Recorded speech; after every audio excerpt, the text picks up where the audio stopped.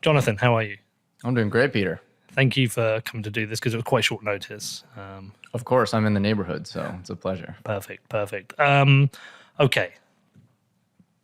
I saw your thread about Terra, and strangely enough, the whole Terra Luna thing kind of mostly passed me by because I'm mainly focused on Bitcoin. It mainly passed me by until all the news came out that they were buying a shit ton of Bitcoin. But even then, I didn't pay too much attention to it. And then I was with Pomp. I was on his show, and we started to talk about it. He explained it to me, and there was just something about it that felt a little bit block one, a little bit shady, a little bit like someone's found a way for them to accumulate a load of Bitcoin.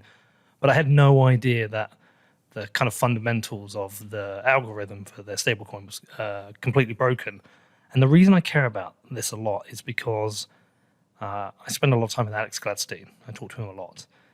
And whilst people want to promote Bitcoin to those living under high inflation or under authoritarian rule, he actually says stablecoins are actually a better tool for people in these regions. They need price stability, especially if they are generally cash poor.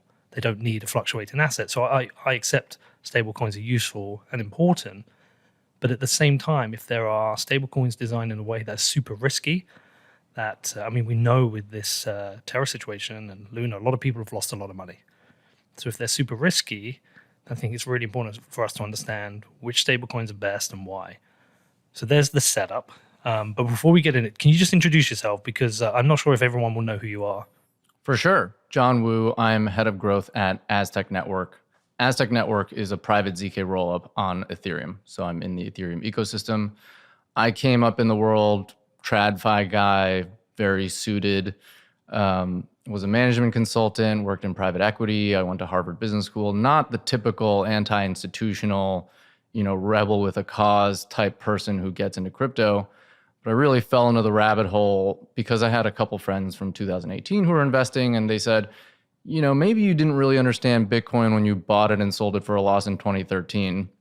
Have that story like many others. But you might be interested in this decentralized finance thing. You come from a TradFi background. And so I began by studying Uniswap, the world's largest decentralized exchange. I was lucky enough to work there very, very briefly in business development. And, I just really fell down the rabbit hole, specifically around permissionless finance. And that's what got me interested in the space. And I decided to work on privacy infrastructure because the space being very values oriented, one of the things that we need going forward is privacy. If we're ever going to get to self-sovereignty and financial independence, I think privacy is a critical part of it. But I've kept up with the entire space, and specifically stablecoins, because I've been so interested in stablecoin mechanisms for a long time. And so, I've been covering this stuff for over a year now. And are you still a Bitcoin person? Yeah, I own Bitcoin. I wouldn't say I'm a Bitcoin maxi by any means. I work in the Ethereum ecosystem.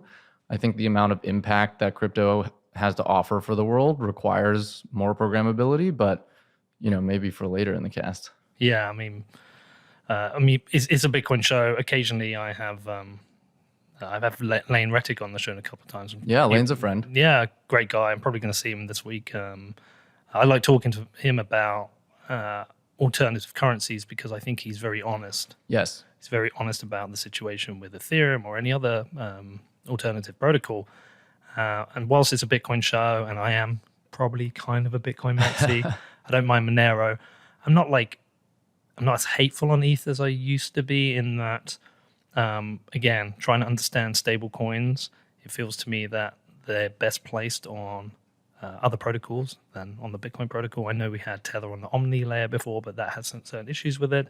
I'm mainly out of my depth with this stuff, but at the same time, if there are products out there that people can access and use, that means they can access dollars. Yeah, I certainly need to pay attention to it, be aware of it, appreciate what it is.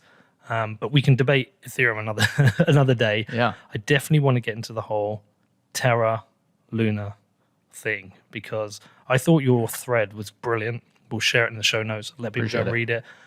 But two things stood out to me. As I was going through, I was like, oh God, I've got so many questions. And secondly, most people in the world, I don't think, want to have to understand the complexities of these products and these algorithms to be able to hold a dollar. Yep.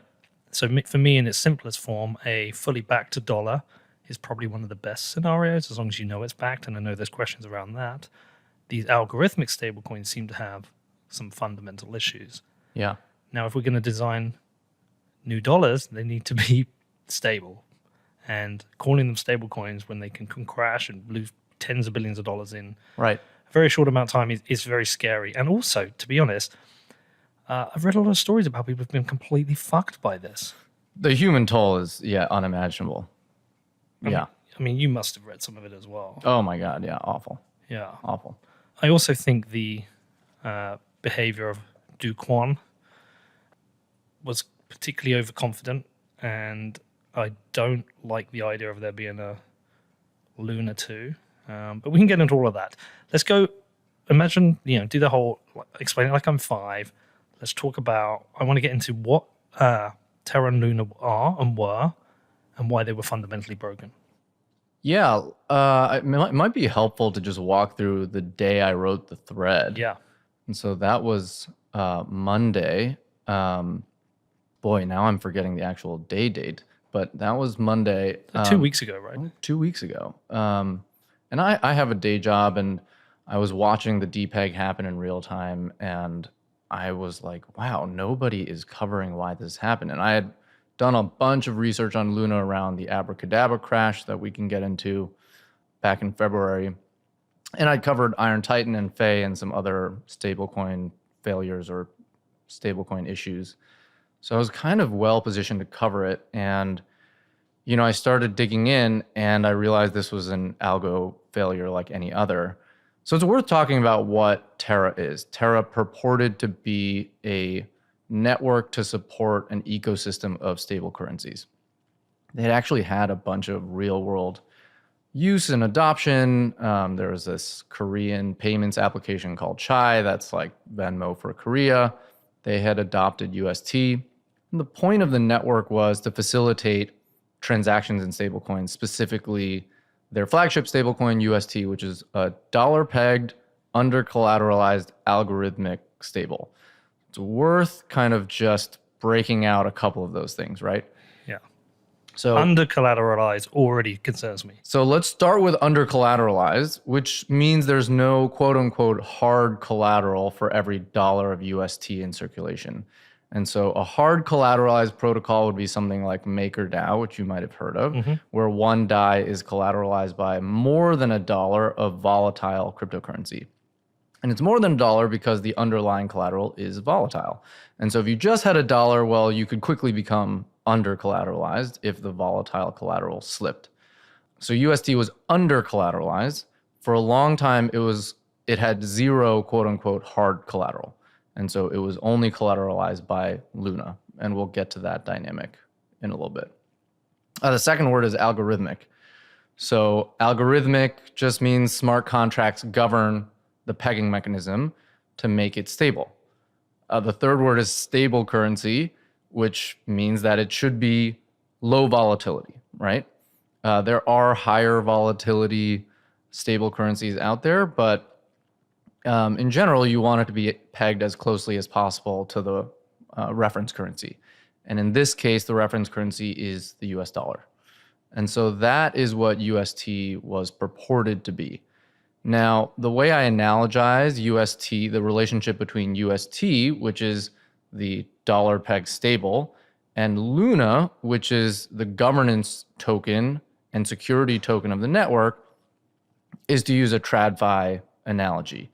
And the traditional finance analogy I would make is something like a Visa network, which has two predominant securities.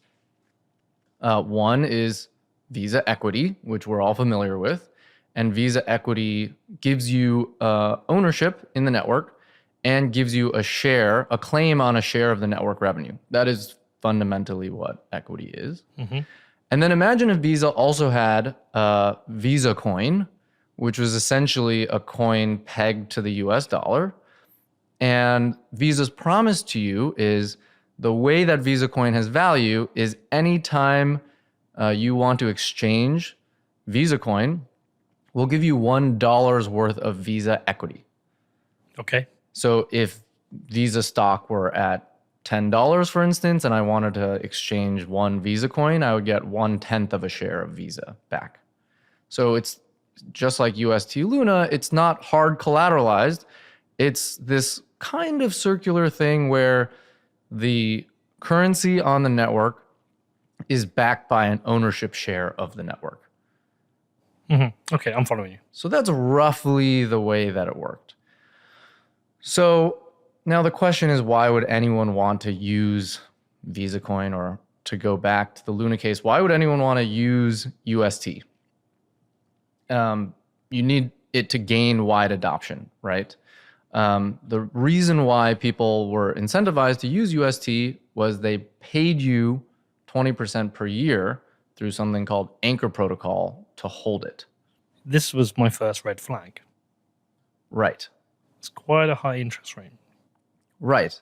Now, Anchor Protocol launched at a time when there were yield farms, 3-figure yield farms, 100%, 200%. So 20%, it's hard to believe now that we're in kind of a bear market. Seemed like a very reasonable rate at the time. Can we go back a step here? How can any yield farm generate 100% in returns? How are they doing this? Because again, I know little about yield farms, but the little I do know is that some of them, they work until the rug pull happens and then they collapse.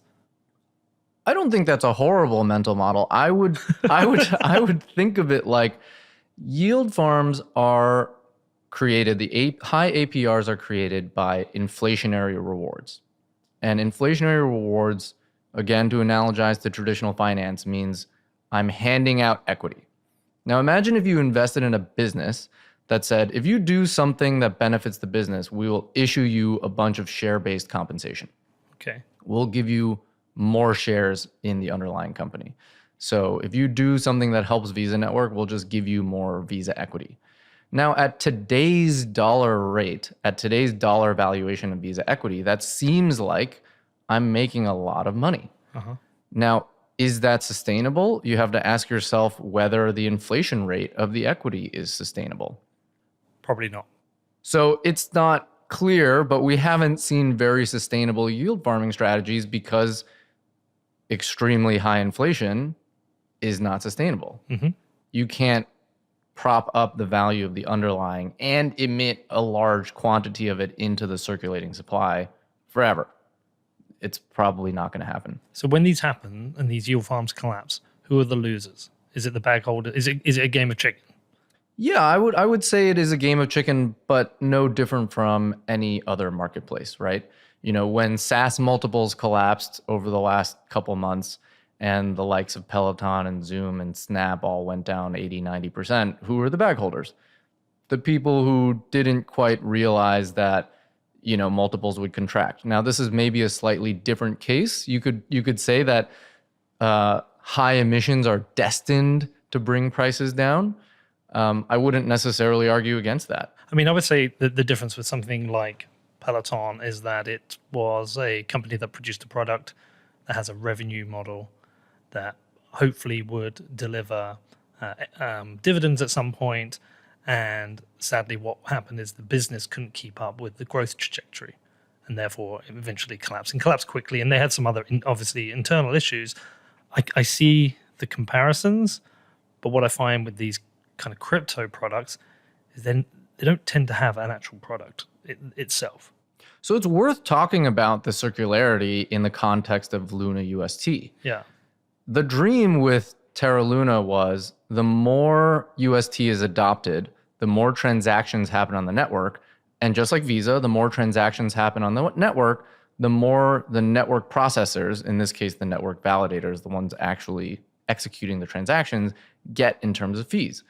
And the more they get in terms of fees, the more fundamental value Luna should have. Hold on. Would it be actually fair in some ways to compare this to almost the bootstrapping of Bitcoin? Because Bitcoin had an inflation rate in some ways. Yep. But Bitcoin has managed to sustain its price with new people adopting Bitcoin at a rate that is generally outperformed the inflation rate of Bitcoin. But Bitcoin had a decreasing inflation rate. Yes. I think that's a very reasonable way to think about it. Okay. That Anchor protocol, which is essentially the high yield savings account of Luna UST, was meant to be an initial bootstrapping phase. Yeah. Now, it didn't, if you really think about it, last all that long, right? And so, yeah, the 20% sounds like a lot. You know, let's say, you know, at the peak, I believe the circulation of UST was 15 billion. So, and something like 70%, so let's call it 10 billion was staked. And they were giving away 20% a year. So they were giving away $2 billion a year to get people to adopt this thing. Now that sounds nominally like a really high number, but Luna's market cap was something like 60 billion.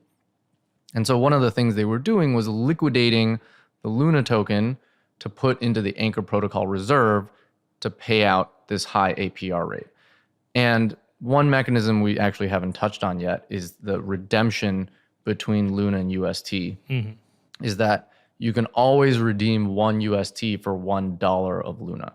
And that would be burning a UST and then minting $1 worth of Luna.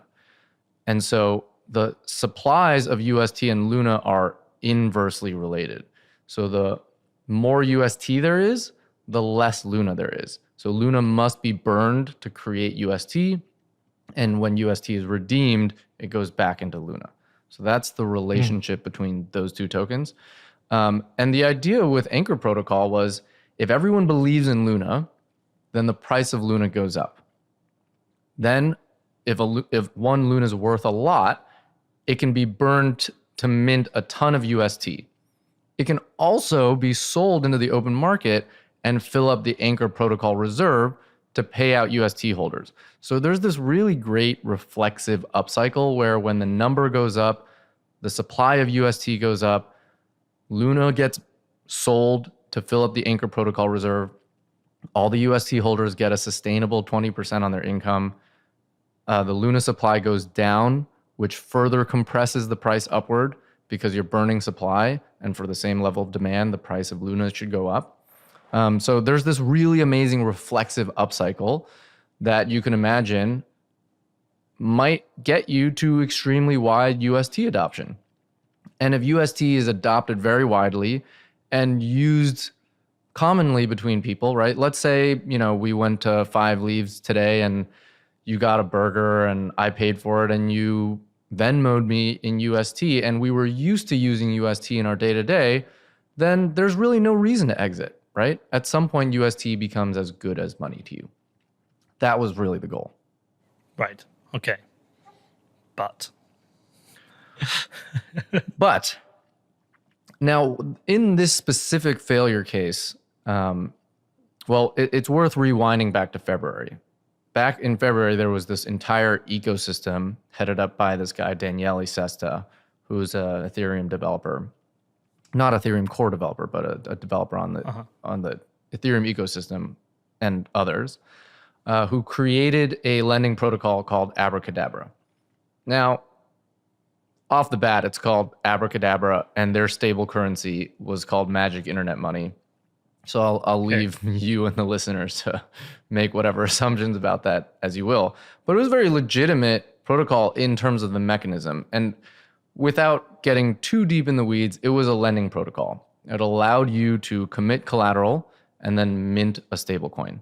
And so that's not very different if you're familiar with MakerDAO, where you get to put down volatile underlying and then mint a stable loan against it. And if the underlying goes below a certain level, then your position gets liquidated and your collateral gets taken.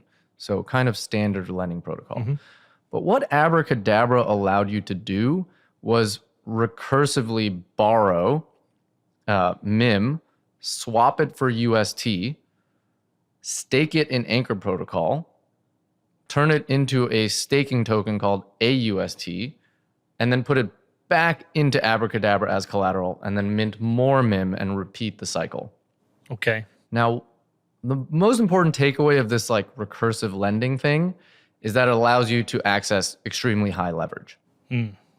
And so you run the recursive loop a couple times and your 20% APR in Anchor, as long as you can borrow money at less than 20%, becomes much bigger than 20. And so in this degen box strategy, people were able to yield, 100% APRs. The problem is there's a lot of leverage in that system now. Yep. And that increases the sensitivity of your lending position to the underlying collateral. And because the collateral was UST denominated, people were lulled into a false sense of security. They were like, the underlying collateral is stable collateral. So as long as UST holds peg, we're good. Now, the problem is, in that case, UST didn't hold peg because there was a bit of a panic and people sold a bunch of UST and it pushed the price of UST down and it started liquidating lending positions. How much did it lose its peg by at that time? That time, I believe it lost its peg by like 8%. So it got down to like 92 cents. Okay. I'll have to double check my facts on that, but I believe it got down to 92. Not good, but not catastrophic. Not catastrophic unless you have something like a 92% levered UST position that's really sensitive to the price of the underlying.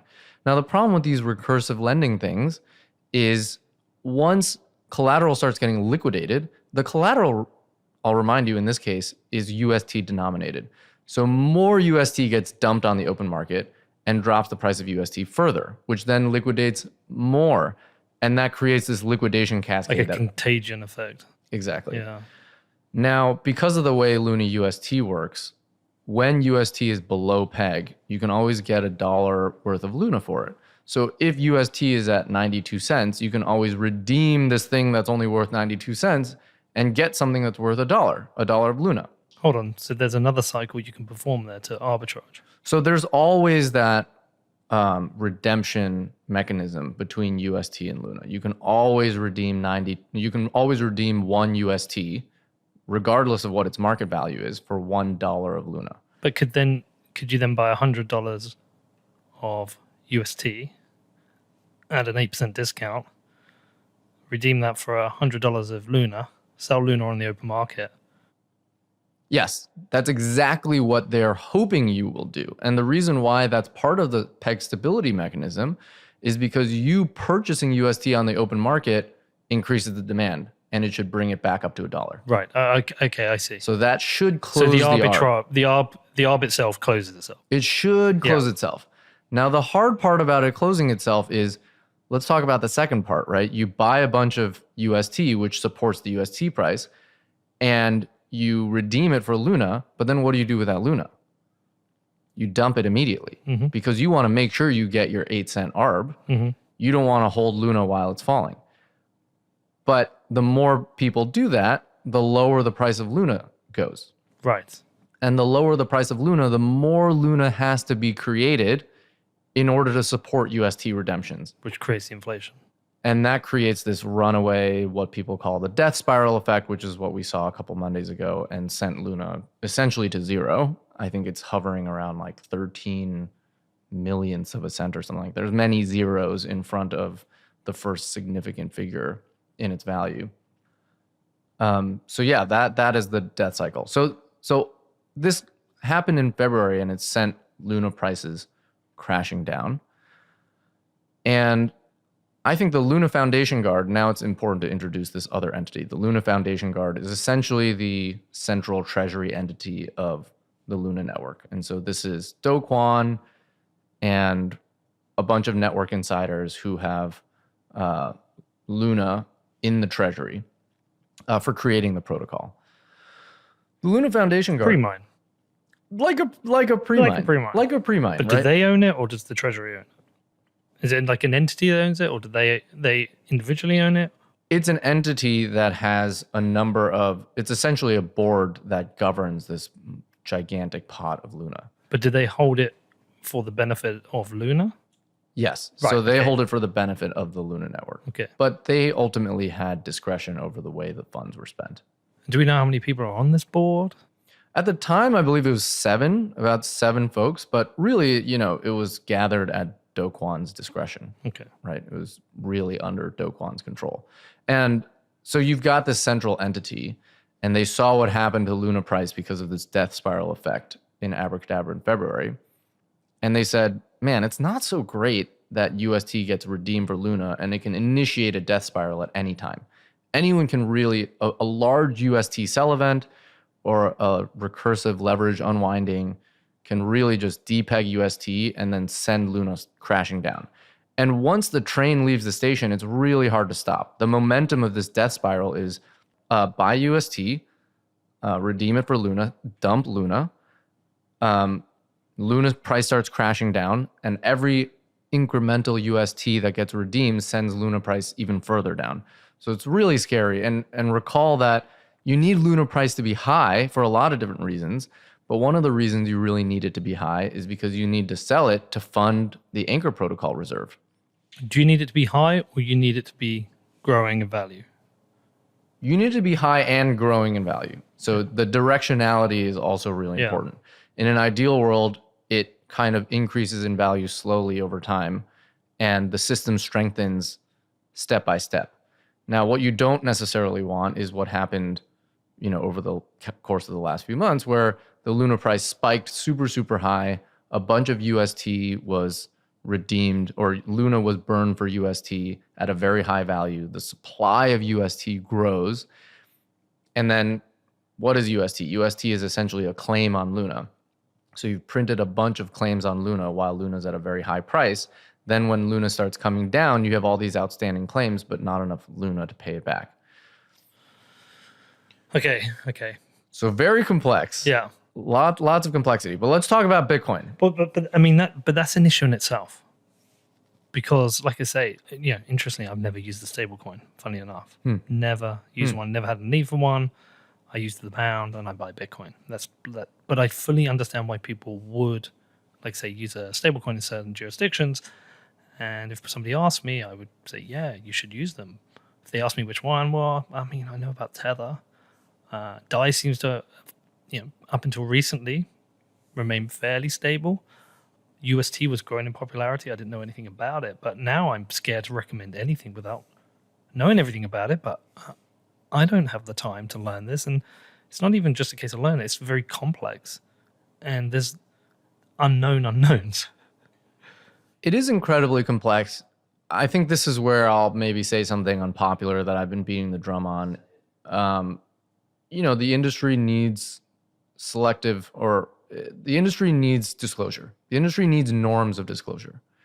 We need to all look around the table and say, we need to disclose risks to investors, in a really upfront way. I mean, that's what the SEC prefers people to do. And I know it's not popular certainly in Bitcoin and crypto world to have centralized entities providing any form of protection. But that's the role of the SEC, is to protect people in scenarios like this. Now, why do we hate the SEC? I think that's worth talking about, right? Yeah. Well, John, if disclosure, why not SEC? The SEC enforces disclosure. Why not give it to them? Because I think there's a very reasonable pushback that the SEC doesn't know what they're talking about. I think that's very reasonable. And they're not educated. And they could require disclosures that are immaterial or onerous. And that's why I'm a proponent for proactive disclosure. Self-regulation. Yeah, and I'm not saying that's the silver bullet. I'm not saying, hey, we're going to get to a place where nobody gets rugged, but everyone should be able to at least see something like a 10K when they explore a protocol, right? What's a 10K? A 10K is the SEC's mandated public annual disclosure, shareholder disclosure for publicly listed equities. Well, one of the big fears that Bitcoiners have is an exchange doing what happened with Mt. Gox again. Sure. People losing their Bitcoin. Sure. And Kraken has a proof of reserve. I'm pretty sure they did the whole proof of reserves, and you can check their reserve status. Sure. That's I guess their version of a 10K in some ways. Yeah, it's something like that, right? But there's more to a 10K. There's discussion of risks. There are public financials, like the financial health of the organization. There's what's called MD&A, which is management discussion and analysis, which is, hey, here are the insiders' takes on how the business is doing and where it's going. And it's all MDMA. something like that. It's just a way to create a norm of transparency. Yeah. And everyone, of course, is bound by this legally, centrally legally structured incentive where everyone has to be a fiduciary, right? The management has to be a fiduciary to shareholders, which means that they have a legal obligation, and in fact, a criminally enforced legal obligation to disclose things. Now, I'm not calling for that, but I don't think it's beyond the pale to say, hey, legitimate protocols should be really upfront about the failure case. And people should not have to spend many, many hours on a weekend figuring out what the tail risk is of putting $1 in a savings account. And to be honest, in fairness, some of them wouldn't be able to figure it out. These things are complicated. I mean, I've had you sat here opposite me, explain it on a one-on-one, and there's still bits I'm going, I still don't understand that. What the fuck are you on about? So like, it's a lot for people to expect. And I guess also these risks change. Like, was this a known risk prior to Abracadabra? Or is it after Abracadabra? It's like, oh shit, we have this new risk that we weren't aware of. That introduced a new risk. Yeah. And that's the thing about permissionless markets, right? Is human creativity is unbounded, and where there's money, people are going to want more of it. So the Abracadabra event was kind of an unforeseen event. And then what happened with the Bitcoin treasury was an unforeseen event. And so, yeah, it's impossible. It's almost impossible to know because we're on the frontier of financial innovation here. But that's why it's, in my opinion, it's ever more important to disclose the risks. And people shouldn't see a stablecoin as being as trusted as the US dollar. That being said, I don't necessarily think the US dollar is a great comparison for these monetary experiments. Because let's think about the US dollar. The US dollar was on the gold standard for hundreds of years before it was lifted in the early 20th century. It's a really long time for a thing to make its way into culture and adoption. Imagine for generations, people have been using a currency. Your mother and your mother's mother and your mother's mother's mother all used US dollars, right? There are many other monetary experiments that have failed. Zimbabwe and the Weimar Republic and Venezuela. So I'm not saying that, we shouldn't be really careful here and deliberate about how we experiment with finance. But there are many other failed monetary experiments in human history. DeFi is not the first domain for trying to figure out how to create currency and money. I mean, it's not even just money, it's tech. There's many failed experiments at a VC level. I mean, the traditional, what is it, like they make 10 investments, one will break even and one should make back everything else. One's, they get one Facebook or Instagram or Snapchat in all of those. I think what's happening is we are, with these projects and with these crypto protocols, it was Jill Carlson who said, and she's changed her name, she's got married, but she said this to me a long time ago. These protocols are essentially IPOing at seed stage. Yep, that's right. That's essentially what's happening. And where venture capitalists have a long history of analyzing risk and studying founders and monitoring them, perhaps having somebody on the board and keeping a close eye on their investments and having follow-up rounds if they're successful, et cetera, that risk is now, in some ways, the VC's taking the very, very, very early bet. And then we've got this kind of, that's like almost like a pre-seed stage, really. And the seed and the IPOs happen at the same time, and all the risk is now being put onto the millions of crypto investors around the world. And what I've noticed is a lot of these VCs are actually getting to exit prior to the collapse of some of these ideas that just are unworkable. I mean, Pantera, I don't hold it against them, but they managed to, 1.7 million they put in, and they bought away 170 million. Yeah, I saw that excerpt in the New York Times, yeah. I mean, congratulations to them. But who are the losers for that to happen? Who are these inexperienced investors who aren't ready for this? I don't think we talk enough about, you're touching on a couple themes here. One is markets are adversarial. Mm-hmm. Don't think for a second someone's not trying to make a buck off of you, right? And so when we say, that's why stablecoins have this special type of danger where you think that there's no failure mode, but actually it belongs in this extremely adversarial, permissionless, global tech and financial ecosystem that we call DeFi. People are trying to make it fail, right? People are trying to make a buck. I think the other thing that you're touching on here is that as systems get a lot more complex, there's inherently more trust. There's inherently going to be more of a need for intermediaries. The beauty of Bitcoin is the trustlessness is kind of okay because it's so simple. It's really easy to audit. As you build more and more complex interconnected ecosystems, you begin to introduce trust. You begin to introduce trusting the smart contract dev, the auditor, the person who holds the keys to the multi-signature wallet. You begin to trust me. You begin to trust some random guy on Twitter to have done the correct analysis and help you understand that, hey, there's this failure mode. It may happen. It may not happen. And who's to say I don't have financial incentives? Yeah, look, that's a really fair point. And even Bitcoin is not completely trustless. I had a conversation recently with Adam Back related to the CTV BIP 119, is that the correct one name, upgrades recently. And I said, I base my decision, Adam, on trusting people like you and your opinions. I'm not a techie. I'm not a cryptographer. When people are discussing a BIP, I can read the BIP. Do I understand if it's technically a good idea? Probably not. Do I understand whether there's good social consensus around this? Probably a little bit. I can do a little bit more there. But in the end, if you, Adam Back, say this is a bad idea, I'm like, it's probably a bad idea because over the last 5 years, you have become somebody I trust because I can't make these decisions myself.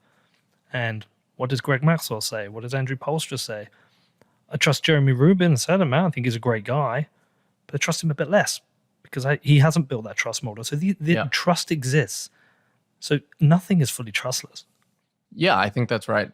That's right. And I was just thinking the other day, do we really want to have an unintermediated relationship with all the products that we use?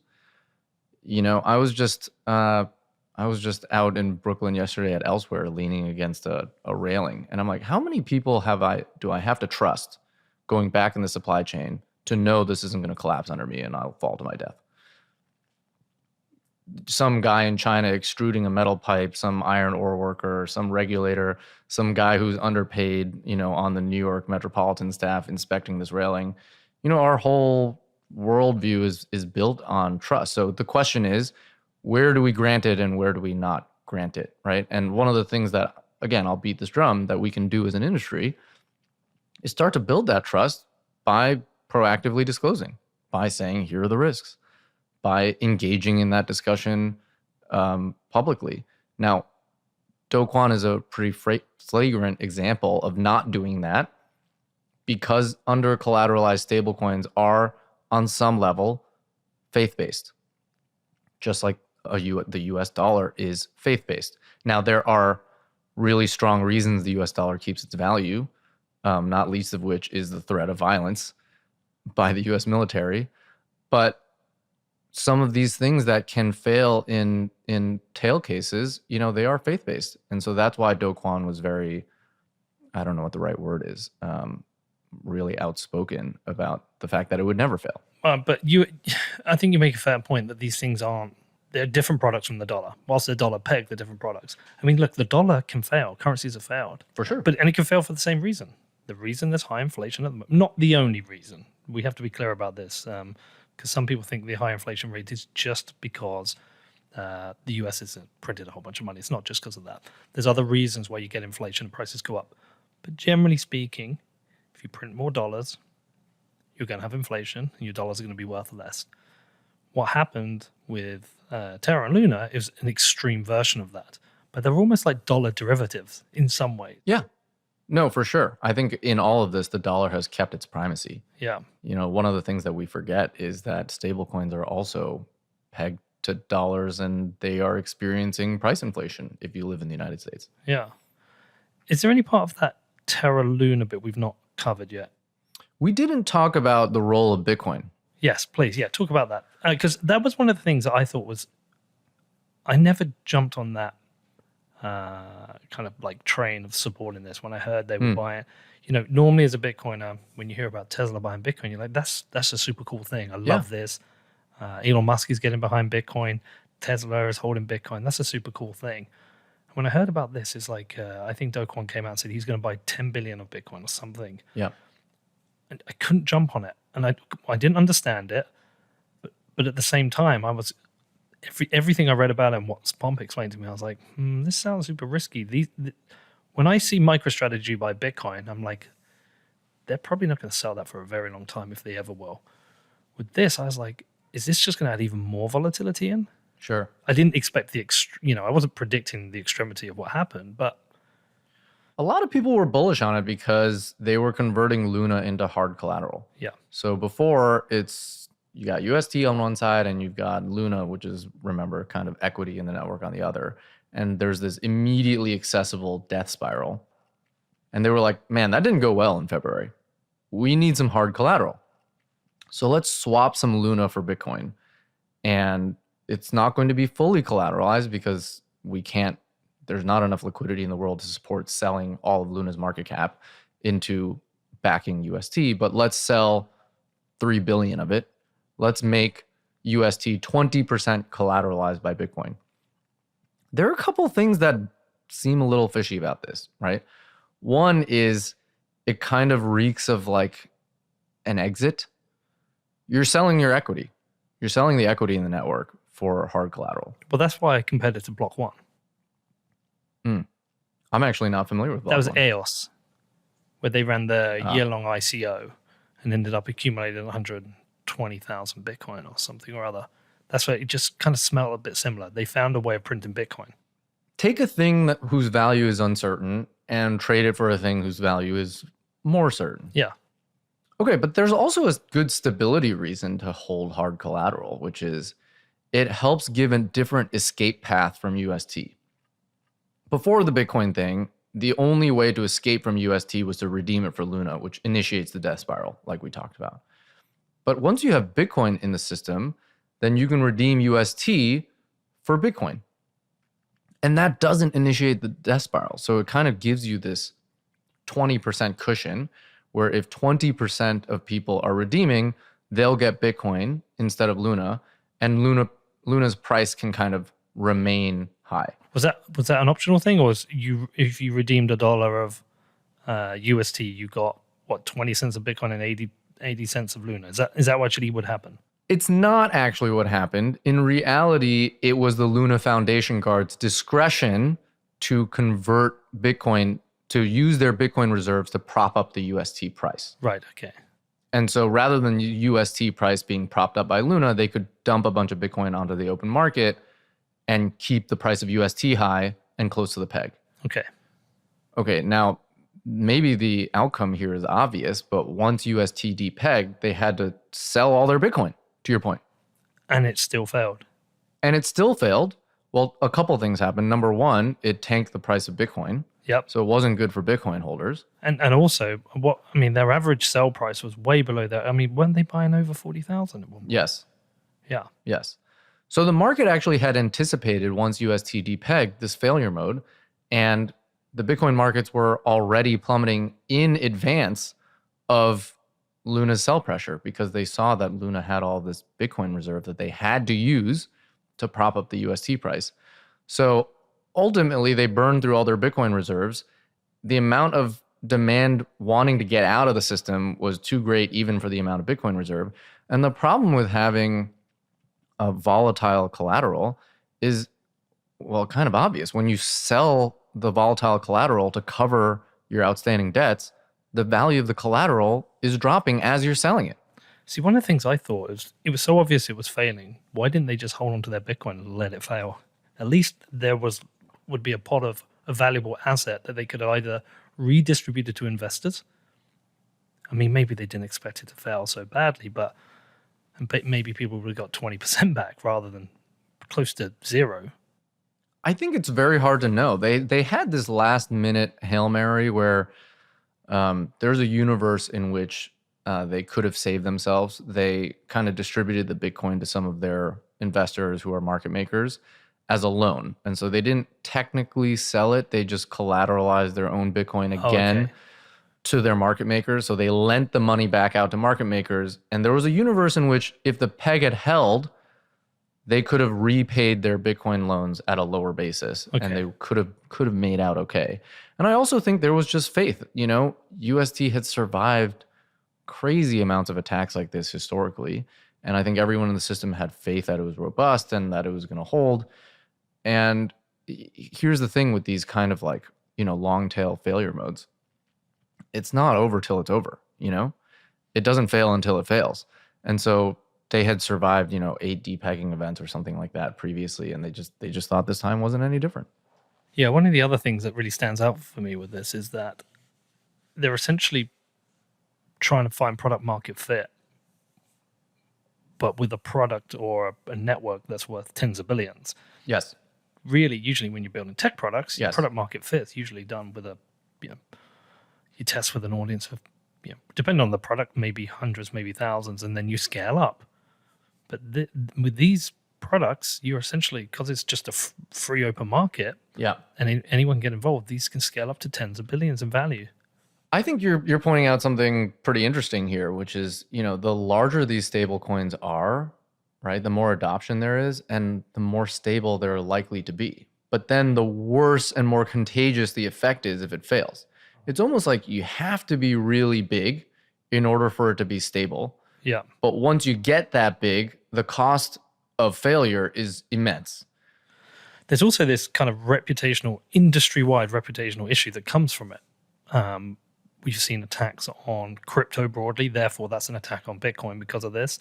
The amount of calls or emails I fielded from people saying, "Oh, I heard Bitcoin's crashing," and right, and you know, because of some stablecoin. Like I was fielding questions for about a week from people saying, "Oh, it's all over," or right, yada yada. Or I heard people had conflated Luna with Bitcoin. Yes, and said Bitcoin has crashed. I heard loads of people. You know, I had to field all these things, which is just fucking annoying. It's just annoying.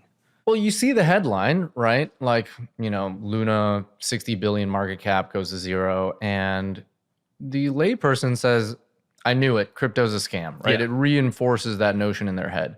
And is that good for us? There's this idea of the lemon problem, right? Where if you're unregulated or you don't self-police or you let these things happen, legitimate investors are going to be like, there's a really high probability of me landing on a lemon. I'm going to invest in something and it's just going to be another Luna. And we don't want that, right? We want people to be able to distinguish good investments from bad. And we want legitimate, you know, highly capitalized investors to look at the space with legitimacy. We don't want them to walk away or write off the entire space as, you know, this ecosystem of scams. So, yeah, just to beat the drum again, I think we need to disclose risks. We need to be proactive about saying, hey, anyone who doesn't follow the standard disclosure maybe is hiding something. I don't know. Well, yeah, but this is where it comes back to that thing where I think some of the large capital of investors are benefiting from this kind of crypto product structure. Like I say, with most VCs, traditionally, they invest in a bunch of ideas and they get one or two winners out of whatever number of investments, and that kind of pays for itself. Now, they've completely put the risk of their investments onto the retail. Some would argue they do that anyway because most of things like Snap and whatever tend to drop in price, or Uber once they've hit market. Coinbase is similar. But anyway, the point being is that they get into IPO at seed stage. You know, Multicoin made a huge amount of money on Solana. Sure. Huge amount of money on Solana. Sure. And arguably a lot of these things still don't have product market fit. Sure. And so they get to get the early stage investment. They get to get the expansion as it gets put out to retail. They're whatever you want to call it. They're pre-mine, they're early. What do they call it? They're early investor tokens. They're whatever it is. But the risk is put onto everyone else. And the impact is catastrophic on some people's lives. I mean the Luna Reddit page that day after was like, I think about 5 of the top 8 posts were discussing suicide. It's like, what the fuck? Again, the human toll is, totally incalculable to me. In addition to the lack of standard disclosure, there's also a lack of standard valuation, you know? Like the reason why a 10K is so effective is because we have this like really standard way of describing traditional businesses. And there's like revenue, there's cost of goods, there's operating expenses, there's net income, their taxes. Like we can read a standard income statement and roughly assess the quality of the business. Crypto tokens are incredibly idiosyncratic. Every single one is explained and designed with different incentives. So even if you do risk disclosure, I can't really apples to apples compare these different investments. It's actually extremely hard. And oftentimes, they're traded on really illiquid marketplaces. And so that's what a standard rug pull is, right? It's pulling the liquidity from a market and making it so there's no exit path. Standard markets are just too deep in terms of liquidity to allow for these types of schemes to happen. I'm not really sure how to fix that. I think in some ways it's one of the best opportunities ever for someone who's self-motivated and believes in autonomy and self-sovereignty. Because if you do your research, right, and you put in the work, there really is so much alpha to be gleaned by the differences between the different tokens.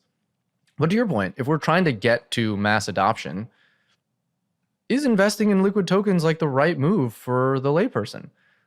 Someone who can't invest 40 hours trying to understand the Luna failure mode. I'm not so sure about that. Maybe the tokens themselves are utilized and invested in by a subset of people, right? And the users get to use the underlying technology. This is this kind of like segregation of concerns. And again, I'm not calling for the SEC to come regulate the space, but it's something that, we should really think about, is how to protect investors and how to make us look like we're doing right by the people who support the networks. They probably are going to come and regulate the space though, because these things look like securities. I mean, they're already on top of it, right? Yeah. They're already on top of stuff like Uniswap, and they're already... The problem is the SEC is totally outmanned. We can't even keep up with the space. Insiders can't even keep up with the space. Like, I'm not sure how they can understand all the idiosyncrasies of every single token, but we can help. I'm not saying help regulators, but we can help retail investors. I would also question how many success stories have we actually had here. I mean, bear in mind, like, just to be clear, this is a Bitcoin show. I'm a Bitcoiner. I see Bitcoin now as a success story. I think it's here to stay. I think unless there is some coordinated global regulatory attempt to destroy it, Bitcoin's here to stay. I think, despite what some listeners might get angry about me saying this, I think Ethereum is arguably a success story on certain metrics, in that it has survived multiple cycles. Now, you might not think it can scale, you might not like what people use it for, but it has survived. I think there's still something a little bit interesting in Monero. I've got Seth for Privacy coming on the show this week to talk about that, because I want to learn a bit more. Yeah, I love him. I'm not opposed to Monero. I've always been very clear about that. But outside of that, I don't think there's been that many things.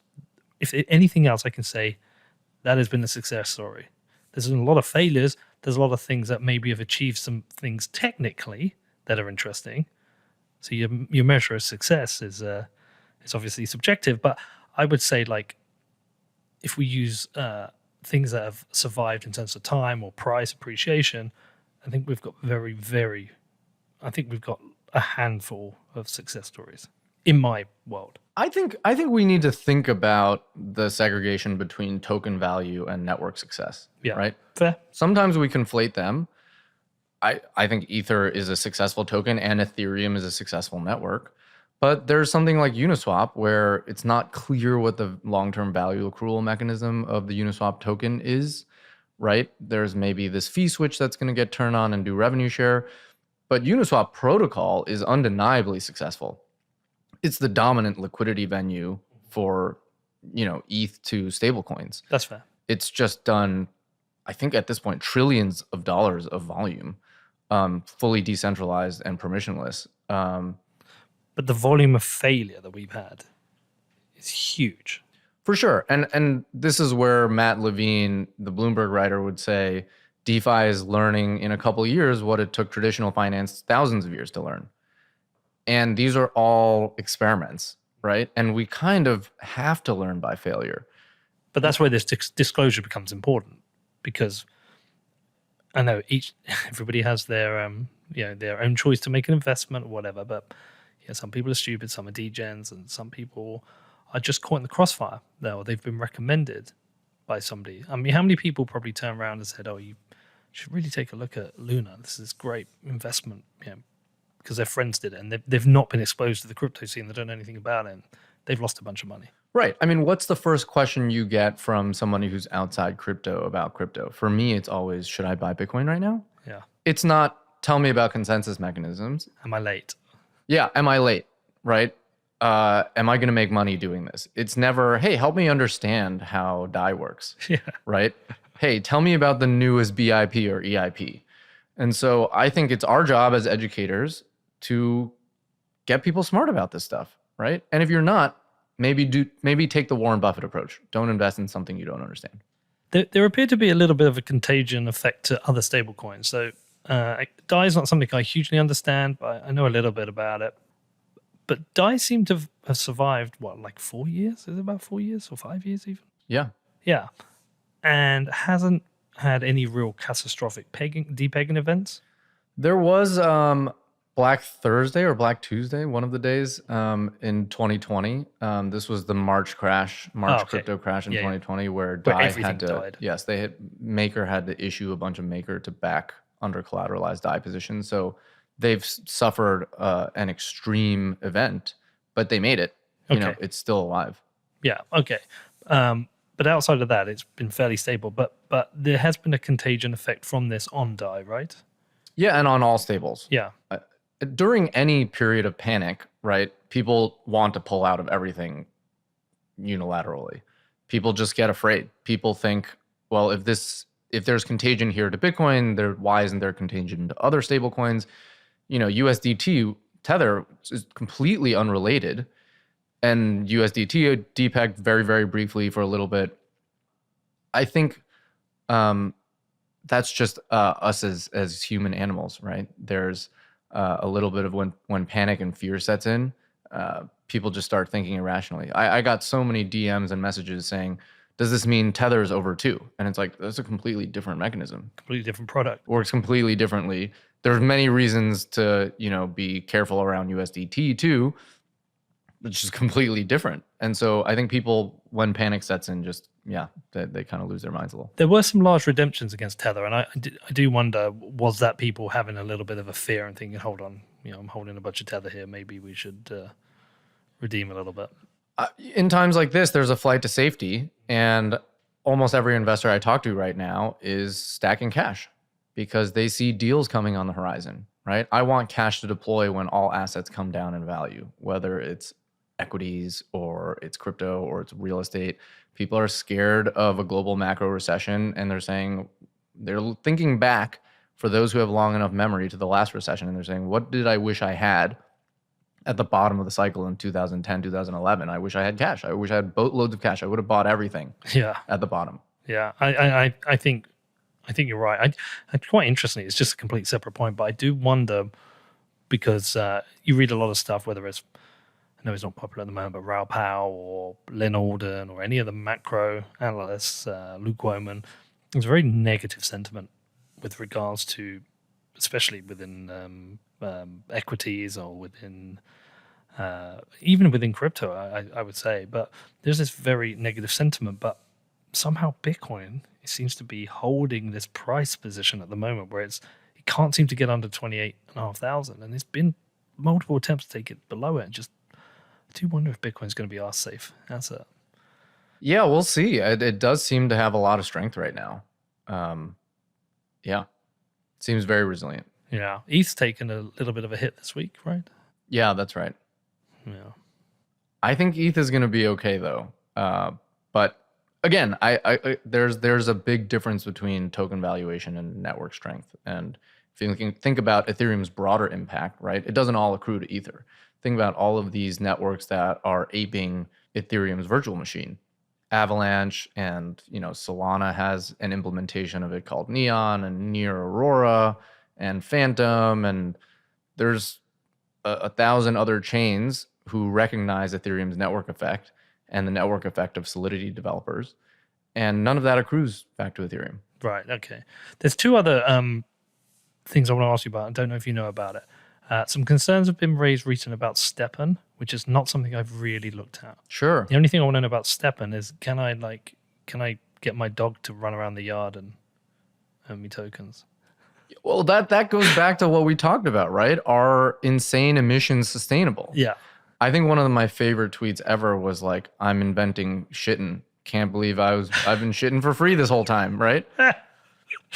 There's and there's like this. There's another one called Sexin, which is kind of a joke. Really, the question is, if you're not providing value, do you deserve to get paid? Yeah, but it is Steppen like? Is it a good idea? Is it a shit idea? Does the Steppen token should its actual value be zero? Yeah, I'm not going to judge it because they have two they have a dual token model where they have a governance token and they have the thing that you earn from walking around. So I'm not hyper familiar with Steppen, but I would just say that to go to first principles, right? What are you getting compensated for? If you're getting compensated for capital, for providing capital, then you have to kind of ask yourself, why do I deserve that much compensation for capital? And if you're getting compensated for walking, you have to ask yourself, what economic value am I creating from walking? And this is where kind of like play to earn gets me a little. You can't really do nothing and get paid, right? At least in a capitalist society. You can't really just contribute zero, create nothing of value, and get compensated for it. So from first principles, I get a little worried about any protocol that says, we're going to pay you for functionally doing nothing. Does that mean you are not somebody who supports Ethereum moving to proof of stake from proof of work? No, I don't. I'm not one of those people, although I am concerned that it is one of the biggest steps that the Ethereum network is going to take. There is a contradiction there, though, right? There is a contradiction a little bit. I mean, I would argue that staking contributes to the economic security of the network. But if your tokens were pre-mined and you can stake, you are essentially getting paid to do nothing. I think that is right. I think there's a very subtle distinction between, again, contributing something as capital or as security, or even for the Ether token, right? Locking up a bunch of the circulating supply, and just making sure that there's less Ether in circulation. And literally just living your life and being alive, right? Steppen is basically just, I'm alive. I'm walking. Yeah, I'm walking, but it can be reduced to something even simpler than that. And again, not to say anything bad about the project. I truly am not familiar enough. And from my understanding, they're looking to create more sustainable methods of token inflation. But yeah, I really struggle with those concepts. All right, I can't let you leave without answering that point. You said you've got different concerns about this transition. I think there's just a certain narrative that's been pushed around the proof of stake transition, like emissions going down 90% and miners being adversarial to the network, and currently proof of work miners, dumping Ether. I know some Ethereum miners and they're friendly to the network. They're not adversarial and they're not dumping Ether right now to cover their electricity costs and the cost of the hardware. They're stacking Ether because they're friendly to the network. Right? Why would you validate for a network you don't believe in? That doesn't make a ton of sense to me. Mm-hmm. They validate for the network. They mine on the network, and they're stacking Ether like the rest of us, ready for the merge. And so there's this narrative that like once the merge happens, it's going to be this huge boon for the Ether token. And who knows, maybe it will be. But a lot of that is premised on this, I think, totally unempirical claim that miners are going to stop dumping tokens. That might be true. I haven't seen a shred of data supporting it. And so, a lot of crypto lives on these narratives, right? And I just want to question sometimes, like, is this based on data? Has someone called up all the miners in the world and say, hey, how much Ether are you actually selling into the open market? And how much are you stacking? How much are you trying to recover the cost of this commodity hardware that you're proof of work mining on? And how much of it is already fully depreciated, and you're just printing Ether tokens that you're just going to hold on to? Because if miners are already friendly and they're already holding on to their Ether, then we're not going to reduce the sell pressure, right? In fact, all of those folks are going to stake their Ether and the proof of staking rewards should go down. What's going to happen to their mining equipment? That's a great question. I think a lot of people are using it for, the protocol that I work for, Aztec Network, is a ZK protocol. And so a lot of people are thinking about how to use GPUs to accelerate zero knowledge proofs. It's also commodity GPU hardware, right? It could just go back into, gamers have been suffering with rising GPU costs for years. Maybe PC gaming gets really cheap over the next few years. With the merge itself, with regards to, we mentioned earlier about risks and 10K disclosures, do you think there's some well, almost certainly are some unknown unknowns, but do you think people are fully looked into the risks of the merge and what will happen? I think a lot of people are paying attention to the risks. Are you expecting pain? No, I'm not expecting pain. I can't say I'm a total pro on the merge risks. I think there is this universe where there's this proof of work network that might just exist somewhere, right? Some miners might say, "Hey, we're just going to keep supporting the proof of work fork," and I frankly don't know the implications of that, right?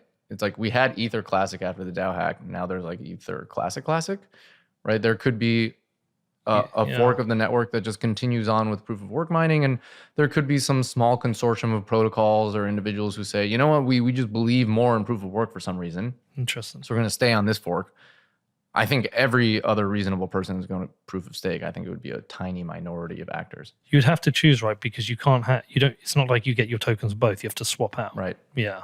Whereas when we've had Bitcoin forks, you get to keep both tokens. With this, you don't. Be interesting. Anything else we've not covered that you would like to have covered? Not really. No. Okay. This was a great conversation. We should end things before I get accused of being too shitcoin on this, because people are like, what the fuck are you talking about, ETH? But while you're here, no, I appreciate it. I really wanted to understand a bit more about what happened with Terra and Luna. I think a lot of people wanted to hear it, and the thread was great, but hearing you explain it's even better. We will put that in the show notes. So I will make sure people follow you. But just tell people if they want to find out more about you or get in touch, how can they get hold of you? Yeah, Twitter @JONWU_. Awesome, man. Well, look, appreciate you coming and doing this, man. Thanks, Peter.